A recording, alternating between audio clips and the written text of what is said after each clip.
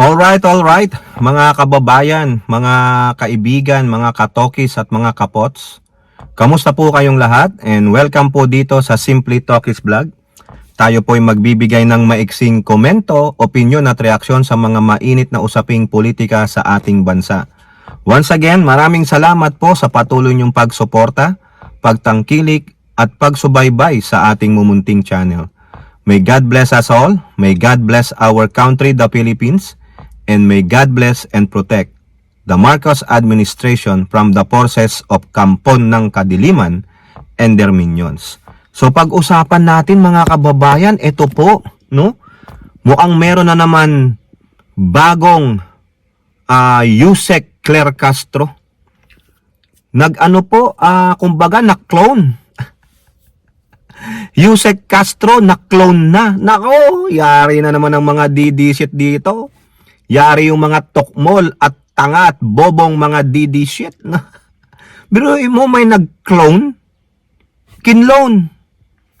Ginawang parang naulanan po si Yusek Castro, attorney, shout out Naulanan po siya kaya nag-morph, nag-clone po.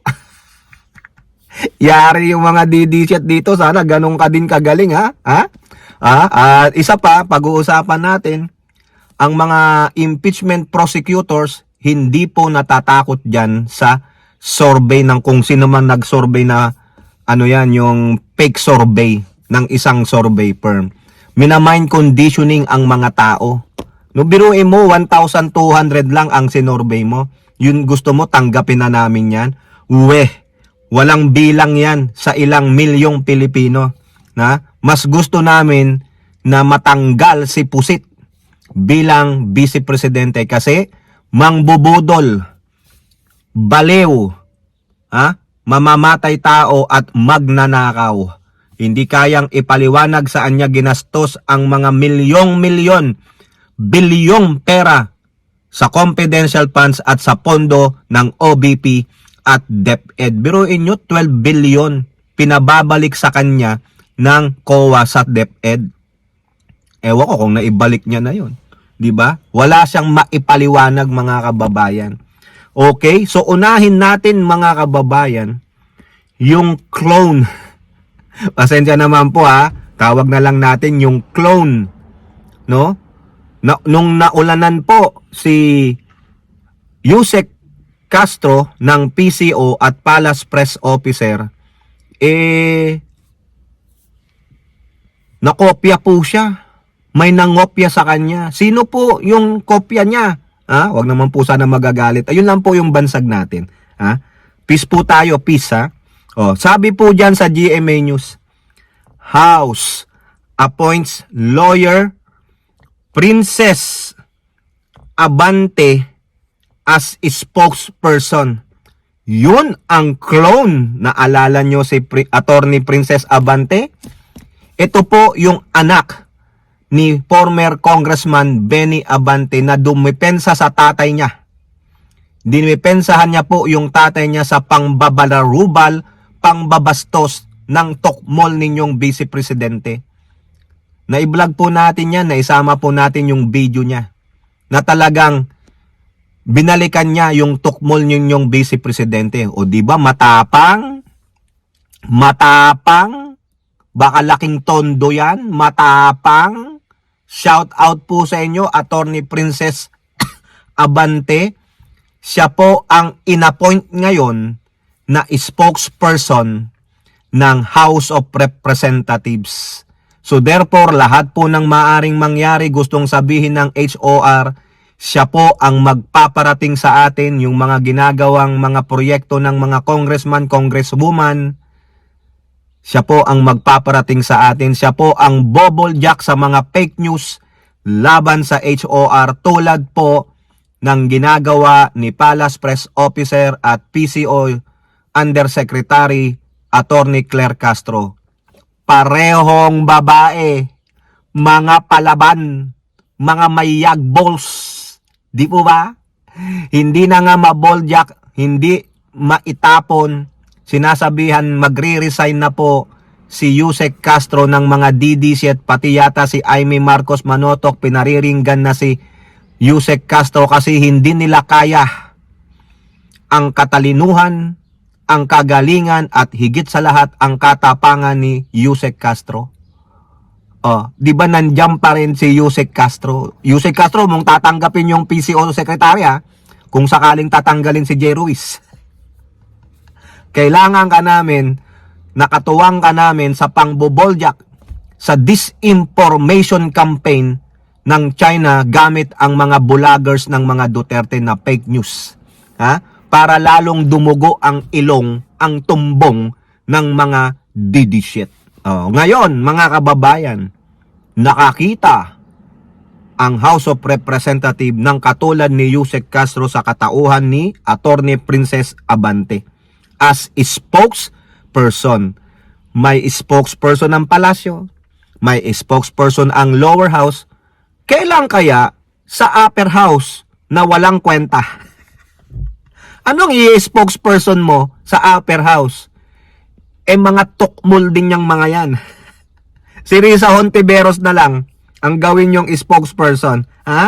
Eto po yung laman ng balita. The House of Representatives has appointed lawyer Princess Abante as its spokesperson for the 19th Congress and likely the 20th Congress. Abante, the daughter of Manila Representative Benny Abante of Manila, is the first to occupy the position. Wow! Since after the People Power Revolution in 1986. Wow! After almost 4 decades. She said she took the job after the House leadership asked her to help the institution deliver accurate, transparent, and truthful information. Doon na lang sa truthful information to fight, Attorney Princess Abante, sige, galingan mo na sa likod mo ako. Kung tama yung sasabihin mo, may katotohanan, may resibo, nasa likod mo ako. Baka hindi lang yan, baka pati yung mga kapwa ko vlogger, susuportahan ka tulad ng pagsuporta namin kay Yusek Castro. Dalawa ng babae, gawin nyo ng Tres Marias para lalong dumugo ang mga tumbong ng mga didisit. Truthful information to fight the disinformation being propagated by the didishit and their master China. Quote, what I intend to do is just deliver truthful statements as much as possible na maintindihan hindi lang ng mga kaibigan natin sa media, kung hindi ng mamamayan rin mismo. Baka ito yung parang ginagawa ng mga young guns.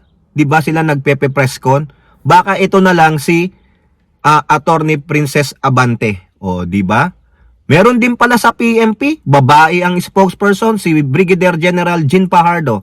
Tapos sa AFP, si Colonel, ano ang pangalan ng babae na yun? I forgot yung last name niya. No? Meron po siya. Meron sila, puro babae ang spokesperson. Except kay Tariela ng WPS, no? Task Force for West Philippine Sea, si J. Tariela. Kasi sa Navy, lalaki. Di ba? Ayan po, na maintindihan hindi lang ng mga kaibigan natin sa media, kung hindi ng mamamayan na rin mismo. Para mahimay natin ang mga impormasyon sa paraan na maintindihan ng mga tao, para malaman nila ano itong mga pulisiya na sinusulong ng Kongreso, para saan at bakit hindi nakakabuti ito sa ating bansa. Ang galing na, ayan na. With journalism and law degree, may journalism degree pa pala ito, from University of Santo Tomas. Nako, proud na naman ang UST dito. Abante has served as a 3-term councilor in the city of Manila, the head of the Manila Public Information Office. Ano yata to? Kay Hani Lacunya yata siya. And the spokesperson and the head of communication in the office of Mayor Hani Lacunya, siya pala ang communication officer doon. She was commissioner at large of the National Youth Commission from 2005 to 2009 before joining the Ponce Enrile Reyes and Manalastas law firm as a litigation lawyer, handling high-profile criminal and civil cases. Para pala itong si Attorney Claire din, litigation din. As if her term will go beyond the 19th Congress, which officially ends on June 13, Abante said it is likely. Right now, we are still working in the 19th Congress. but I am looking forward to working with all you as we transition in the 20th Congress. Wow, ayos yan. Approve ko to, approve. I like it. Ha? Okay? So yan po mga kababayan, ano? So at least nakakita po ng, sa paningin ko po, sa aking palagay, sa aking opinion o whatever it is, reaction ko, wow! Another attorney Claire. Good hire. Okay. For the meantime, good hire. Ha? Kasi nakita ko kung paano ito bumoljak. Nakita natin mga kababayan, ha? So, Attorney Princess Abante, we are looking forward for your pangboboljak. Okay? Just do a very good job. So, suportahan ka namin. Okay? Now, pasok naman tayo mga kababayan dito sa mga prosecutor team para sa impeachment ni Pusit. Ha? Hindi po sila nababahala. Hindi po sila natatakot. Diyan po sa nilabas na survey numbers about 50% daw po ng mga Pilipino ayaw sa Sara impeachment. Hoy! It doesn't represent the majority of the Filipino people. It doesn't represent the voting population. Kung yung sinorvey number nyo ay 1,200 lang, so 50% ibig sabihin 600 lang. So yun na, sila na ang nagre-representa sa aming mayoryang Pilipino, yung 600 na bumoto dyan. Mga bugok! Sabi nga sa naunang survey, 61% they want to see mag-move forward ang impeachment. 61%. Tapos 50% lang ayaw ma-impeach. Gusto pa rin namin siyang ma-impeach. 50% ganun din. Gusto namin ma-impeach. O ano kayo? Ha? O ngayon, nalaman na po ng mga prosecutor team yan. Dalawa sa kanila ang nagsabi, hindi kami nababahala, hindi kami madidiktahan dyan. At hindi madidiktahan ng survey number ang impeachment. Nandyan na po yan. It should go to the due process. Kailangan tapusin yan dahil ayan po ang nasasaad sa konstitusyon. Kayong mga bumoto na ayaw ma-impeach si Sara Duterte, mga tanga kayo. Antayin nyo muna yung mga ebidensyang ipapakita ng prosecutor bago kayo sumagot sa tanong na yan. No? Doon na lang sa hearing ni Representative Joel Chua ng Blue Ribbon Committee ng House sa Good Government and Public Accountability, sinampulan na kayo. May mga ebidensyang piniresenta doon ng pandarambong ni Sara Duterte na hindi niya kayang i-explain. Ilang beses niyang inibade. May mga testigo pa sa mga opisina niya na nagsasabing inautusan lang sila. Hindi nila nagampanan ng tama yung mandato nila nang naaayon sa batas.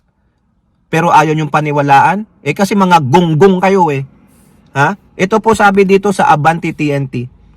Survey hindi magdidikta sa impeachment ni Sara, House Prosecutor. Sino yan? Ha? Ito pong si One Rider Party List. Re-elected po ito. Ha? Ito ang sinabi ni One Rider Party List Representative Raj Gutierrez, isang miyembro ng House Prosecutor Panel, na nagsabi na mahirap na ring pagkatiwalaan ang mga survey. Correct.